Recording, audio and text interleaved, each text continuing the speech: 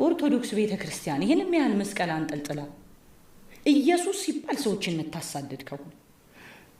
ማርያም ሲባል የማይረበሹ ከሆነ ችግር አለ ማለት ነው የሚል ደግሞ ሌላ ጥያቄ ለምንድን ነው ኢየሱስን አይደለም ወይ የምናመልከው በቅንነት ነው እኔ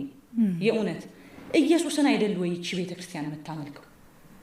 ታዲያ ለምንድን ነው ኢየሱስ ሲባል ሰዎች የሚቆጡ የሚሉ ጥያቄዎች ወደ ውስጤ በጣም እየበዙ መጡ ደሞም እያስመሰከሩልኝ መጡ ማርያም ስቲ ቅዱሳን ስቲ በጣም ደስ ይላቸዋል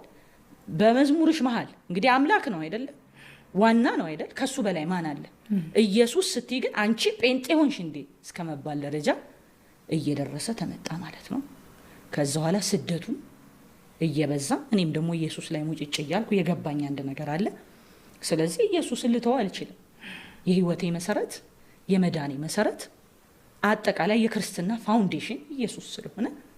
እሱን ትቶ ህይወት የለም የዘላለም ህይወት የሚባል ስለሌለ እኔ ይሄን እየተረዳው ከመጣሁኝ በኋላ በቃ ግጭት እየተፈጠረ መጣ ማለት ነው የሆነ ቦታ ስጋበዝ ይጮሃሉ ለምሳሌ እዚህ ናዝሬት ስላሴ ቤተክርስቲያን ጋብዘውኝ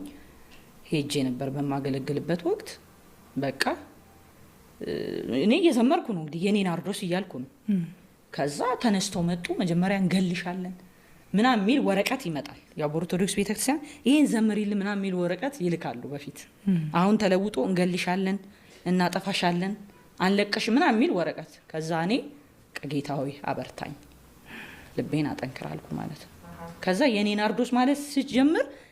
ሞንታርቦ ነው 459 ሞንታርቦ ነው ብዙ ጊዜ በፊት አይተሽኮን እሱን ሄደው ነቀሉት ማለት ከዛ እኔ ድምጽ አልባ ሆንኩኝ ከዛ ወጡና መዝም ለማርያም ማለት ጀመሩ ቸርቹ ድብልቅልቁ ወጣ ማለት ከዛ ኋላ እኔን ሸፍነው ድንጋይ እየወረወሩ ህፃናት ልጆች እውነቴን ነው የምልሽ ምራቅ እየተፉ እኔ እንዲያነጠላቸው ይቻላል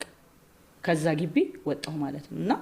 በተደጋጋሚ እንደዚህ አይነት ነገሮች እየበዙ መጡ ለምሳሌ ዋሽንግተን ዲሲ እኔም ያመንኩትን ነገር ከመናገር ወደ ኋላ አለለም እና በያቅጣጫው ስደቶች መገፋቶች በቃ በተወሰኑ ነበር የጀመረው መጀመሪያ ለቤተክርስቲያኗ ተቆርቋሪ ነን በሚሉ ሰዎች የተጀመረው ነገር እያደገ እኛን እየገፋን እያወጣን እኛም ለመውጣት ሳናስብ ሳንፈልግ ያለቅዳችን ግን እየገፉ አወጡን ማለት ነው ከዛ እኔ አሜሪካን ሀገር ነበርኩኝ ያው ለመጨረሻ ጊዜ በአሜሪካው ሲኖዶስ አሜሪካን ሀገር ስለነበር ማገለግለው ኦፊሻሊ ውግዘት ደረሰብኝ ማለት ነው ኦፊሻል እንግዲህ ቁጭ ብለው አባቶች ብዙ ጊዜ ሰው የሚወገዘው የዶግማቲክ ነገር ላይ ነበር የሚሰብኩ ሰዎች ነበሩና ከዛ ኋላ ግን ኦፊሻሊ ሲኖዶሱ ቁጭ ብሎ አወገዘኝ ማለት ነው